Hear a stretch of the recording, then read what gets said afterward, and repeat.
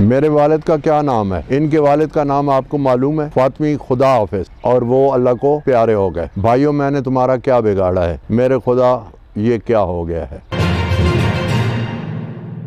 بسم اللہ الرحمن الرحیم۔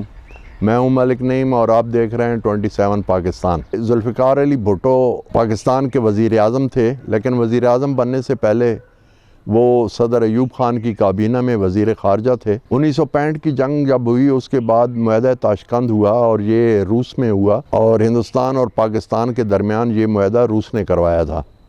وہاں پر صدر ایوب خان اور ذوالفقار علی بھٹو کے درمیان اختلافات پیدا ہو گئے، جس پر ذوالفقار علی بھٹو جو کہ ایوب خان کے وزیر خارجہ تھے، انہوں نے استعفیٰ دے دیا اور اپنی ایک پارٹی بنا دی جس کا نام تھا پاکستان پیپلز پارٹی۔ یہ 1969 میں بنی، اور 1970 میں جب انتخابات ہوئے تو پیپل پارٹی نے بھاری اکثریت لی، اور یوں 1972 میں ذوالفقار علی بھٹو نے وزیر اعظم کا حلف لیا۔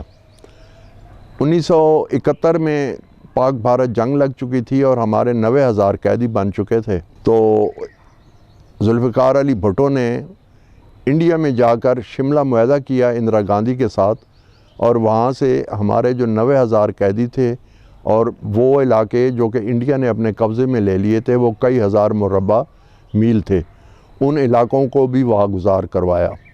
تو ذوالفقار علی بھٹو بڑی کامیابی سے اپنی حکومت چلا رہے تھے، اور ایسے ہوا کہ ان کے دور میں انہوں نے فرانس سے ایک معاہدہ کیا، اور اس معاہدے کے تحت پاکستان کو انہوں نے ایٹمی ریئیکٹر دیا، جس ایٹمی ریئیکٹر سے ذوالفقار علی بھٹو نے ایٹم بم کی بنیاد رکھی۔ اس کے بعد انہوں نے جو ان کا سب سے بڑا کارنامہ تھا، اسلامی سربراہی کانفرنس منعقد کروائی لاہور میں، اور اس میں تمام اسلامی ملکوں کے سربراہان مملکت تشریف لائے، جن میں سعودی عرب کے شاہ فیصل، الجزائر کے حواری بومدین، یاسر عرفات فلسطین کے، شام کے حافظ الاسد، لیبیا کے کرنل معمر قذافی، اور یہ تمام مسلم ممالک کے جو سربراہان تھے وہ اس کانفرنس میں شریک ہوئے۔ اس کے بعد یہ ہوا کہ دوبارہ جب 5 سال کے بعد الیکشن ہوئے 1977 میں، تو اس میں بھٹو صاحب پر الزام لگا کہ انہوں نے انتخابات میں دھاندلی کروائی ہے۔ تو اس دھاندلی کے نتیجے میں جو دوسری سیاسی جماعتیں تھیں، جو کہ 9 سیاسی جماعتیں تھیں، انہوں نے ایک پلیٹ فارم پہ اکٹھا ہو کر قومی اتحاد کے نام سے ایک تحریک چلائی، اور اس تحریک میں یہ ہوا کہ بھٹو صاحب کو نظر بند کرنا پڑا۔ ان کو ضیاء الحق نے مری کے ریسٹ ہاؤس میں نظر بند کر دیا، اور مارشل لاء ملک میں لگا دیا گیا۔ مارشل لاء جب لگا تو بھٹو صاحب اور ضیاء الحق کی انبن ہو گئی، جس کے نتیجے میں بھٹو صاحب پر نواب احمد خان قصوری کا قتل کا ایک مقدمہ تھا، جو کہ ان کے دور میں ہی بنا تھا اور وہ ختم ہو گیا تھا۔ تو ضیاء الحق صاحب نے یہ کیا کہ اس مقدمے کو دوبارہ اوپن کروایا، ٹرائل ہوا، اور بھٹو صاحب کو سزائے موت ہو گئی۔ اس وقت راولپنڈی میں سینٹرل جیل اڈیالہ نہیں تھی، اس وقت راولپنڈی میں ڈسٹرکٹ جیل راولپنڈی تھی، اور وہ کچہری کے ساتھ تھی۔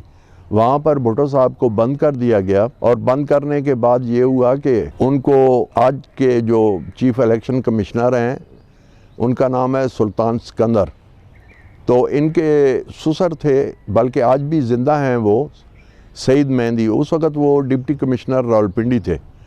تو سعید مہندی کو ضیاء صاحب نے بھیجا اور ان کو کہا کہ آپ بھٹو صاحب کے پاس جائیں اور یہ معافی نامہ ان کو کہیں کہ دستخط کر دیں، ہم ان کو جلاوطن کر دیتے ہیں۔ تو بھٹو صاحب نے سعید مہندی سے پوچھا کہ آپ مجھے ایک بات بتائیں کہ میرے والد کا کیا نام ہے؟ تو انہوں نے کہا کہ آپ کے والد کا نام شاہ نواز بھٹو ہے۔ تو انہوں نے کہا کہ ضیاء الحق کے والد کا کیا نام ہے؟ تو انہوں نے کہا مجھے تو معلوم نہیں ہے۔ تو انہوں نے کہا کہ مجھے ایک بات بتائیں کہ جب میرے والد کا آپ کو نام آتا ہے، میرا آپ کو نام آتا ہے، تو دنیا ہم کو جانتی ہے، تو میں معافی نامے پر دستخط کر کے ملک سے فرار ہو جاؤں یا جلاوطنی کی زندگی گزاروں، تو اس سے بہتر یہ ہے کہ میں پھانسی لگ جاؤں۔ تو انہوں نے بالکل انکار کر دیا معافی نامے پر دستخط کرنے سے، اور یوں بھٹو صاحب کو سزائے موت ہو گئی اور وہ 1979 میں تختہ دار پر جھول گئے، اور پھانسی لگنے سے پہلے جو ان کے آخری الفاظ تھے وہ انہوں نے یہ کہا تھا کہ میں اپنے ہم وطنوں سے معذرت خواہ ہوں کہ وہ اب لیڈر کے بغیر زندگی گزاریں گے۔ اس کے علاوہ ہم آپ کو یہ بتائیں گے کہ پاکستان کی نامور شخصیات کے ساتھ ساتھ دنیا کی نامور شخصیات وفات پانے سے پہلے ان کے آخری کلمات کیا تھے۔ تو کرنل الہی بخش جو کہ قائد اعظم کے معالج تھے، انہوں نے بتایا کہ جب قائد اعظم کا آخری وقت تھا تو میں ان کے قریب تھا، تو انہوں نے کہا کہ میں اب نہیں، یہ ان کے آخری الفاظ تھے، اور اس کے آدھے گھنٹے کے بعد ان کی وفات ہو گئی، جبکہ ان کی بہن فاطمہ جناح وہ بھی قریب بیٹھی ہوئی تھیں، اور انہوں نے بتایا کہ بہت دھیمی اور کمزور آواز نے قائد اعظم نے مجھے کہا کہ فاطمہ خدا حافظ، اور اس کے بعد انہوں نے کلمہ طیبہ پڑھنا شروع کر دیا، اور اس کے بعد وہ اللہ کو پیارے ہو گئے۔ یہ 20 اپریل 1938 کی بات ہے۔ علامہ اقبال شدید بیمار تھے، اور وہ کافی دنوں سے بیمار تھے، اور ان کو رات کو نیند نہیں آ رہی تھی۔ تو ایک دن رات کے 2 بجے تھے، ان کے اہل و عیال ان کے پاس بیٹھے ہوئے تھے، جبکہ ان کا ذاتی ملازم علی بخش بھی ان کے قریب تھا۔ تو علامہ اقبال نے ان کو کہا کہ علی بخش میرے کندھوں میں درد ہے، آپ میرے کندھے دبا دیں۔ علی بخش ان کے کندھے دبا رہے تھے کہ اسی دوران علامہ اقبال نے اپنا ایک ہاتھ دل پہ رکھا، اور دوسرا ہاتھ جو دائیں ہاتھ تھا وہ اپنے سر پر رکھا اور کہا اللہ، اور اس کے بعد انہوں نے جان افرین کے سپرد کر دی، اور یہ علامہ اقبال کے آخری الفاظ تھے جو انہوں نے کہے تھے۔ لیاقت علی خان جو کہ پاکستان کے پہلے وزیر اعظم تھے، 16 اکتوبر 1951 کو کمپنی باغ جو کہ آج کل لیاقت باغ کے نام سے مشہور ہے، وہاں پر یہ تقریر کرنے کے لیے جو ہی مائک پر آئے تو انہوں نے کہا برادران ملت، تو ان کو سینے میں آ کر گولی لگی۔ سید اکبر نامی شخص نے ان کو گولی ماری تھی، اور ان کی وہاں پر شہادت ہو گئی۔ شہید ہوتے وقت ان کے آخری الفاظ جو تھے وہ یہ تھے کہ اللہ پاکستان کی حفاظت کرے۔ بھٹو صاحب تختہ دار پر جب جھول رہے تھے تو جھولنے سے پہلے انہوں نے کہا کہ میں اپنے وطن سے معذرت خواہ ہوں کہ میں ان کو لیڈر کے بغیر چھوڑے جا رہا ہوں۔ بے نظیر بھٹو 27 دسمبر 2007 کو لیاقت باغ میں ان کو گولی مار دی گئی۔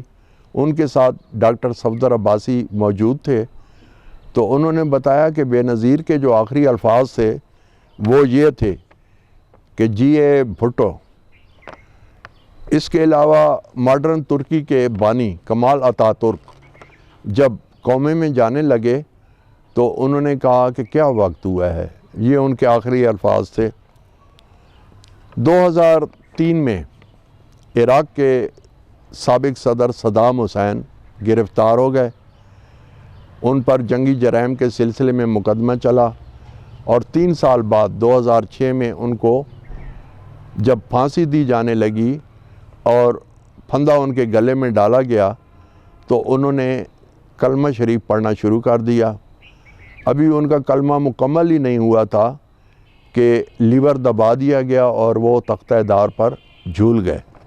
کرنل قذافی جو کہ لیبیا کے سربراہ تھے اور 40 سال تک جنہوں نے حکمرانی کی تھی، انہوں نے 40 سال کے بعد جب وہاں پر عوام نے ان کو پکڑا اور عوام ان کو مار رہے تھے تو انہوں نے کہا کہ بھائیو میں نے تمہارا کیا بگاڑا ہے، یہ ان کے آخری الفاظ تھے۔ لیڈی ڈیانا کو کون نہیں جانتا؟ لیڈی ڈیانا ایک مشہور و معروف شخصیت کی مالک تھیں، وہ ایک سوشل ورکر بھی تھیں، وہ عمران خان کی بیوی جمیمہ خان ان کی سہیلی بھی تھیں، اور ان کے کہنے پر وہ انگلینڈ سے شوکت خانم ہسپتال تشریف لائیں۔ اس وقت پنجاب کے وزیر اعلیٰ شہباز شریف تھے، تو انہوں نے شوکت خانم کا دورہ کیا تو وہ ایک سوشل ٹائپ کی خاتون تھیں اور بہت ایکٹیو رہتی تھیں سماجی کاموں میں.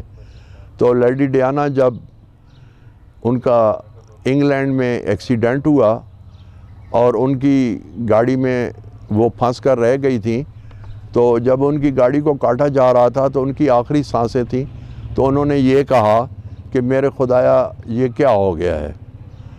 تو آج کا ویلاگ اتنا ہی. آخر میں ایک شعر کے ساتھ ختم کرتے ہیں.